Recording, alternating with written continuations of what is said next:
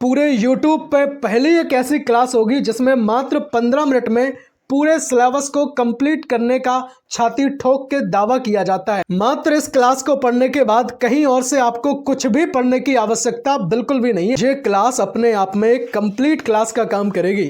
भाई साहब बताना चाहेंगे पूरा पेपर हम इसी क्लास से फंसा के दिखा देंगे और जिस विश्वास से आप ये क्लास देखेंगे हम दावा करते हैं कि आपके विश्वास को तनिक भी डिगने नहीं देंगे भैया। इस वीडियो में सारे क्वेश्चंस को पॉइंट वाइज हमने समझा है, साथ ही में एमसीक्यू क्वेश्चन के साथ सारे पोषक तत्व, संतुलित आहार से रिलेटेड सारी चीजें कंप्लीट की हैं। कुछ भी भाई साहब छोड़ा नहीं है। आप चाहें तो एक नजर इस वीडियो पर डाल सकते हैं। क्लास को अब स्टार्ट कर रहे हैं। बाकी सभी यूनिवर्सिटी के लिए ये वीडियो इंपोर्टेंट रोल प्ले करेगी। आपके माइंड में चीजों को फिट करना ये मेरा कार्य रहेगा और वीडियो को स्टार्टिंग से अंत तक देखना, वो भी फोकस के साथ, ये आपका काम रहेगा। सबसे पहले हम भोजन यानी कि फूड से रिलेटेड जितने भी इंपॉर्टेंट फैक्ट हो सकते हैं सबको हम वन लाइनर के फॉर्म में हम समझ लेते हैं। उसके बाद एमसीक्यू क्वेश्चन लगाएंगे और इसी तरीके से टॉपिक वाइज चीजों को हम कंप्लीट करते हुए चलेंगे। सब कंप्लीट करेंगे, समझिएगा भाई। भोजन वह पदार्थ है जिसे मनुष्य खाता और पीता है। सिंपल सी बात है, जो पीता है वो भी भोजन है और जो खाता है वह भी भोजन है भैया। अच्छा,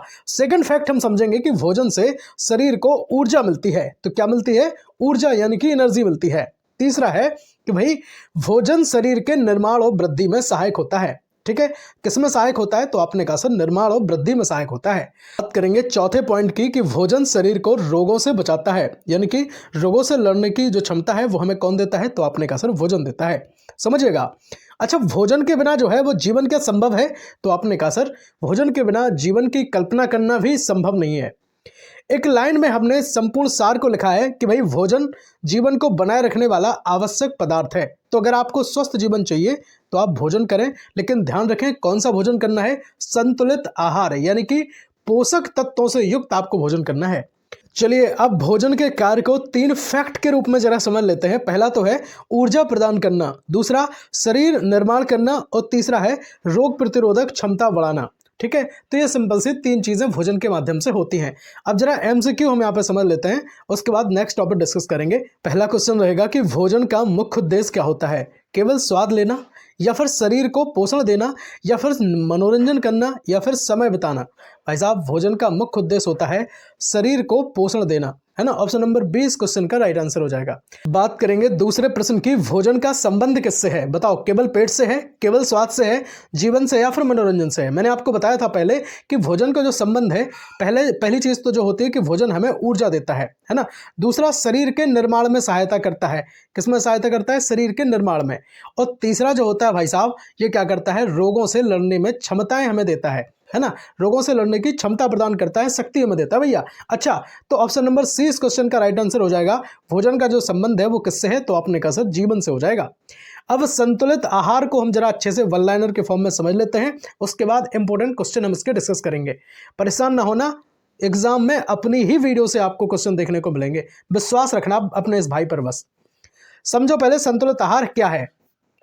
देखिए, एक ऐसा आहार जिसमें सभी पोषक तत्व हों। अगर एग्जाम में आपसे पूछ ले कि वही बताओ संतुलित आहार क्या है, तो आप कह देना कि जिसमें सभी पोषक तत्व हैं। दूसरा, पोषक तत्व तो हो लेकिन अधिक ना हो, है ना। कैसे हो? तो आपने कहा सर उचित मात्रा में हो, जितनी आवश्यक है, जितनी जरूरत है। अच्छा, तीसरे की बात करेंगे, उम्र, लिंग और कार्य के अनुसार जो चीजें हैं वो उसमें विद्यमान होती हैं। अगर किसी को कोई ज़्यादा किसी की आयु है तो उसको उस हिसाब से जो है वो पोषक तत्वों की आवश्यकता होगी, लेकिन अगर किसी की उम्र कम है तो उसको फिर उसके अकॉर्डिंग जरूरत पड़ेगी। ठीक है, सिंपल सी बात करेंगे भाई चौथे पॉइंट की कि शरीर की आवश्यकता को पूरा करने के लिए जो है हमें संतुलित आहार हमें लेना चाहिए। और संतुलित आहार ऐसा आहार जिसमें सभी तरीके के पोषक तत्व हों। अच्छा, पोषक तत्व कौन कौन से होते हैं जरा अभी हम समझेंगे, बाद में परेशान मत होना। पहले इतनी सी बात समझो कि भाई जिस आहार में सभी पोषक तत्व सही मात्रा में हो उसको हम संतुलित आहार कहते हैं। सिंपल सी बात है, इतनी जानकारी अभी आपके लिए सफिशिएंट है। अभी हम आगे समझ रहे हैं। देखिए, संतुलित आहार के लाभ क्या क्या हैं। पहला तो यह है कि शरीर जो है वो स्वस्थ रहता है। दूसरा, रोगों से सुरक्षा हमें मिलती है। तीसरा, कार्य की क्षमता हमारी बढ़ती है कोई भी काम करने की। नेक्स्ट रहेगा कि भाई मानसिक विकास होता है। और नेक्स्ट है कि भाई मानसिक तनाव इससे नहीं होगा फिर आपका, है ना। वो कहते हैं ना कि जैसा करो आहार वैसे रहेंगे विचार।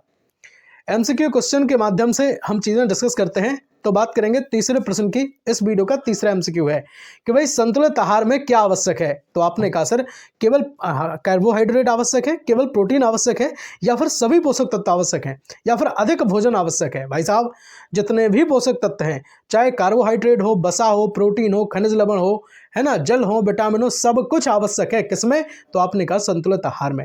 लेकिन ध्यान रखना भाई, ध्यान रखना उचित मात्रा में। मैं आपको बार बार कह रहा हूं उचित मात्रा में ये चीजें जरूरी होती हैं। चलेंगे बात करेंगे नेक्स्ट क्वेश्चन की कि संतुलित आहार का जो उद्देश्य है वो क्या है। भाई साहब मोटापा, बीमारी, अच्छा स्वास्थ्य या भूख मिटाना, भूख बढ़ाना। देखिएगा अच्छा स्वास्थ्य ही जो है वो संतुलित आहार का उद्देश्य होता है, परम उद्देश्य है भैया। अच्छा नेक्स्ट टॉपिक जो आपका है पोषक तत्व न्यूट्रिएंट्स, उसको जरा हम समझ लेते हैं। पहले वन लाइनर के फॉर्म में समझेंगे और उसके बाद इस पे हम क्या करेंगे, क्वेश्चन लगा लेंगे। देखिएगा भोजन में पाए जाने वाले वे तत्व जो शरीर के लिए आवश्यक होते हैं उनको हम पोषक तत्व कहते हैं। पोषक तत्वों की संख्या जो है वो 6 मानी जाती है।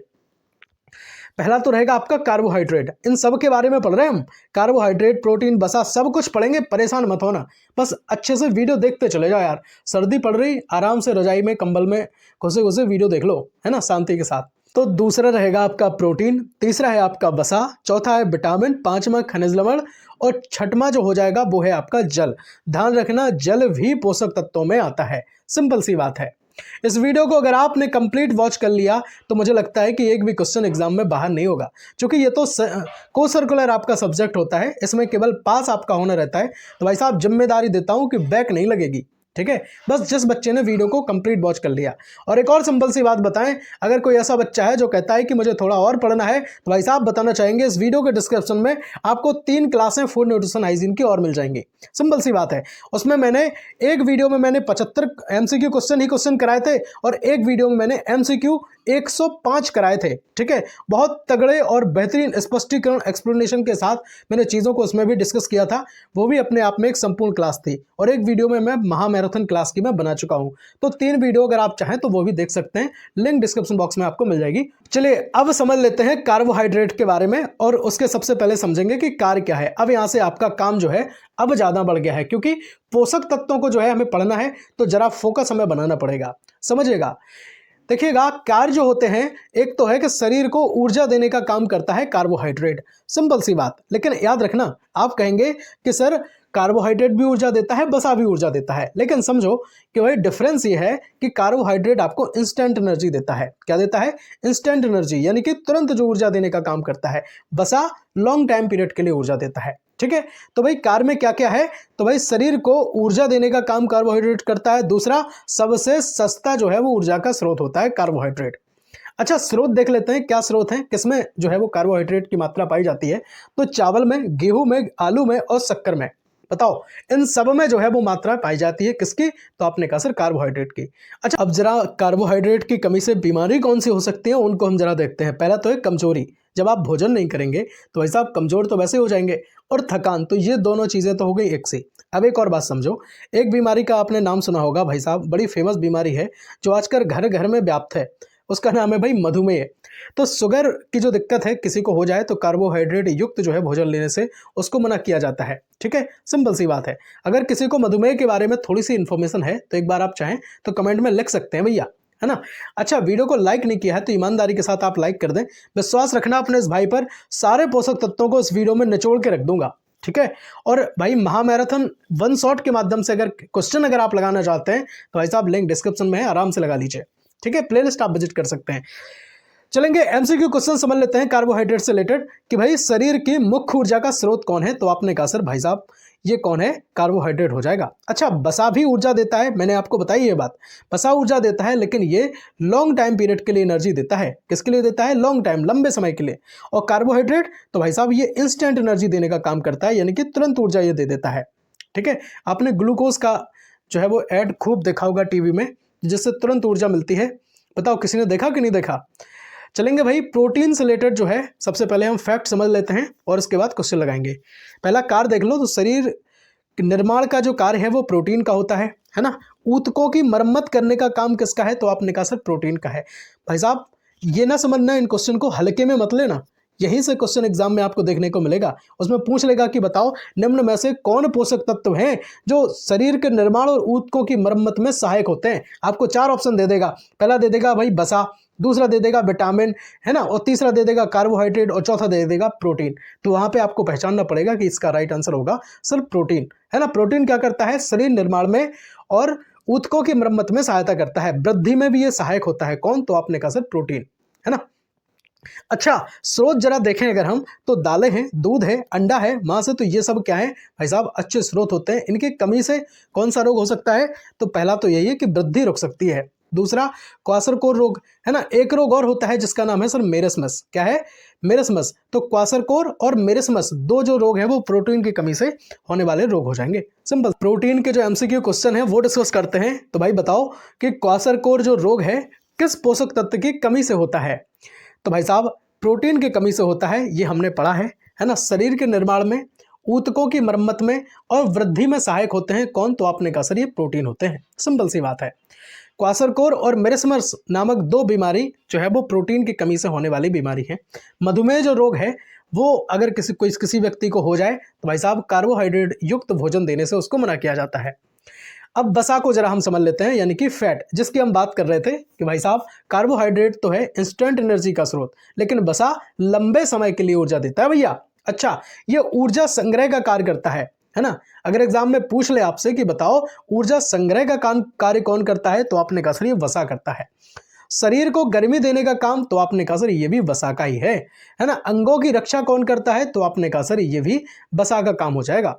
अच्छा, स्रोत जरा समझ लेते हैं। तो एक तो होता है घी, मक्खन और तेल, ये क्या है? आपके स्रोत हैं। लेकिन ध्यान रखना, अति किसी चीज की अच्छी नहीं होती, ठीक है। अति किसी चीज की अच्छी नहीं होती, तो उचित मात्रा में इन चीजों का सेवन करें। नेक्स्ट है भाई कि वसा का मुख्य कार्य क्या है? तो आपने कहा सर वसा का मुख्य कार्य है ऊर्जा का संग्रह करना और एक लंबे समय के लिए, है ना, यानी कि लॉन्ग टाइम पीरियड के लिए एनर्जी दे देना। चलिए अब हम नेक्स्ट टॉपिक विटामिन्स को यहाँ पे डिस्कस कर रहे हैं। तो विटामिन से रिलेटेड पहले तो एक बात समझ लो कि विटामिन की जो खोज है वो फंक नामक वैज्ञानिक ने की थी। किसने की थी? फंक ने की थी, ठीक है। काश्मीरी फंक उनका नाम था। और विटामिन जो है दो प्रकार के होते हैं। कौन कौन से? पहला तो रहेगा कि भाई जल में घुलनशील, और दूसरा रहेगा भाई वसा में घुलनशील। अच्छा, जल में घुलनशील कौन कौन है? तो आपने कहा सर बी और सी नामक दो जो विटामिन होते हैं वो जल में घुलनशील हैं, और वसा में जो घुलनशील विटामिन होते हैं वो होते हैं सर ए, डी, ई के। कौन कौन से होते हैं? ए, डी, ई के जो विटामिन हैं वो वसा में घुलनशील हैं, और बी और सी जो विटामिन होते हैं वो जल में घुलनशील होते हैं।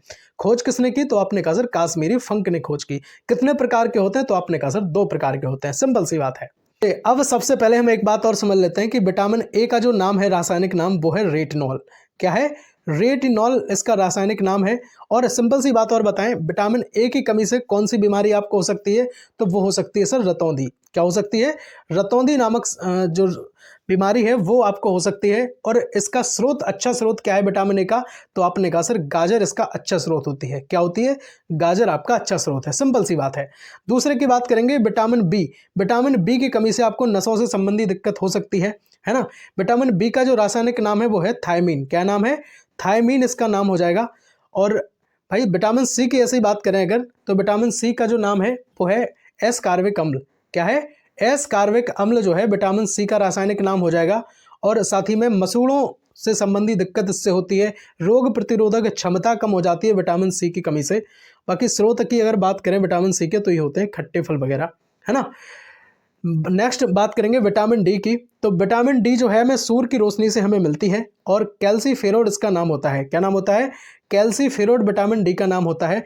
हड्डियां जो है, हड्डियां कमजोर हो जाती हैं विटामिन डी की कमी से, और सनलाइट इसका अच्छा स्रोत होता है। एक और समझ लो, विटामिन ई जिसका नाम होता है टोकोफेरोल, है ना। क्या नाम होता है? टोकोफेरोल। टोकोफेरोल इसका अच्छा नाम, टोकोफेरोल इसका रासायनिक नाम होता है। और विटामिन के की बात अगर करें तो इसका नाम होता है फ्लोक्विनोन। क्या होता है? फ्लोक्विनोन, है ना। ध्यान रखना भाई इस बात को भी। अच्छा, एक और बात बताएं, विटामिन ए की कमी से जो है बांझपन जैसी दिक्कत हो सकती है ना।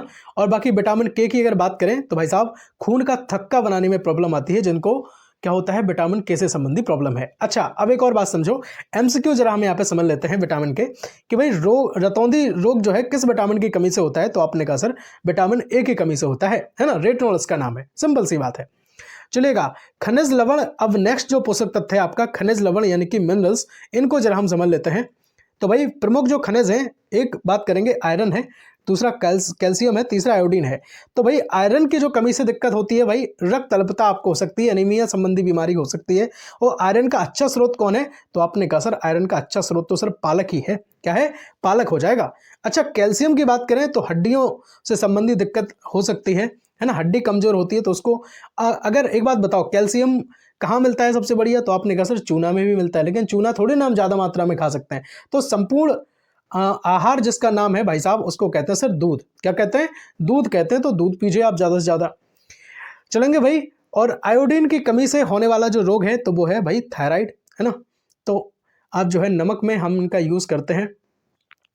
चलिएगा, एमसीक्यू जरा हम लगा लेते हैं कि घेंगा रोग किसकी कमी से होता है? तो आपने कहा सर आयोडीन की कमी से ये घेंगा रोग जो है वो हो सकता है। नेक्स्ट जो आपका पोषक तत्वों में है जल, जल को जरा हम डिस्कस कर लेते हैं। जितने इंपॉर्टेंट फैक्ट बनेंगे सब हम सबसे पहले यहाँ समझ लेते हैं। और देखो भाई एक और बात बताएं आपको, हमने इस वीडियो को इस तरह से डिजाइन किया है कि जो चीजें हैं आपके माइंड में सटीकता से फिट हो जाए आपके माइंड में, है ना। कई बच्चे ऐसे होंगे जो कह रहे होंगे कि सर वीडियो तो बड़ी इजी तरीके से आपने कंप्लीट कर दी, क्या इस वीडियो से आएगा? हाँ भैया बिल्कुल आएगा, है ना। बहुत अच्छे तरीके से हमने एक पोषक तत्व है उनसे 3-3 4-4 चीजें कंप्लीट की हैं। और क्वेश्चन सबसे बनता है, बस विश्वास रखना अपने इस भाई पर, मैं बार बार आपसे कहता हूं।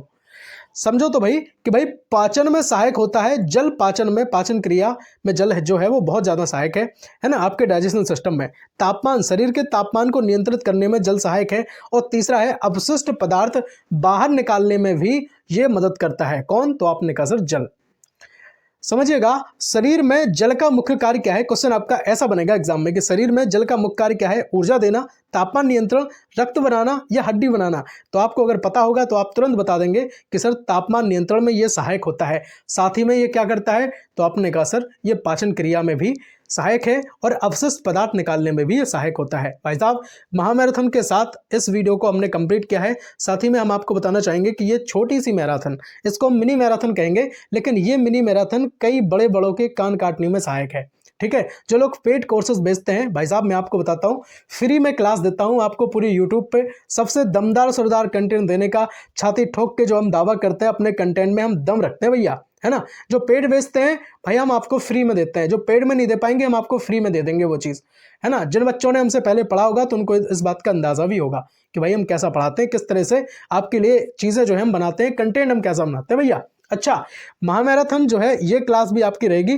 22 मिनट में। हमने इसमें 14 टॉपिक हमने कंप्लीट किए थे, तो आपका संपूर्ण रिवीजन इस वीडियो को देखने से भी हो सकता है। तो लिंक डिस्क्रिप्शन बॉक्स में देख लीजिएगा। बाकी जो एमसीक्यू क्वेश्चन की प्रैक्टिस आप ज़्यादा से ज़्यादा करना चाहते हैं तो भाई साहब 105 एमसीक्यू क्वेश्चंस हमने इस वीडियो में लगवाए थे और इस वीडियो की लिंक भी डिस्क्रिप्शन बॉक्स में आपको मिल जाएगी। ठीक है, बाकी पेपर फंसाने की गारंटी के साथ ये 75 एमसीक्यू क्वेश्चंस की वीडियो देखना बिल्कुल मत भूलना। ठीक है, चलते हैं, बताओ जरूर क्लास आपको सच में दमदार लगी या नहीं लगी। जिससे हमने क्या किया, इस वीडियो को जितने भी पोषक तत्व थे उनको सबको हमने वन लाइनर के फॉर्म में लिखा, लास्ट में आपको एक क्वेश्चन बताया कि इस तरह से क्वेश्चन आपके एग्जाम में आते हैं। बाकी अगर आप प्रैक्टिस करना चाहते हैं तो लिंक डिस्क्रिप्शन बॉक्स में है भाई, वहां पे जाकर के आप चुपचाप से ये वीडियो देख ले, प्रैक्टिस आपकी हो जाएगी। बहुत तगड़े तरीके से वीडियो को हमने कंप्लीट किया है। Love you guys, thanks for the watching this video. And दोस्तों को भेज दो यार, परेशान जो हो रहे थे कि भाई अब क्या पढ़ ले अंत समय में, है ना, तो भाई भेज दो उनको, परेशान कोई बच्चा नहीं होगा। फैमिली बन जाओ, जुड़ जाओ, हम आपके हर सेमेस्टर में काम आएंगे भाई साहब, वादा करते हैं आपसे। ठीक है, सब्सक्राइब कर लो, वीडियो को लाइक नहीं किया है तो ईमानदारी से लाइक कर दो, बता दो जरूर कि क्लास आपको लगी कैसी है। हर महादेव, जय हिंद, वंदे मातरम।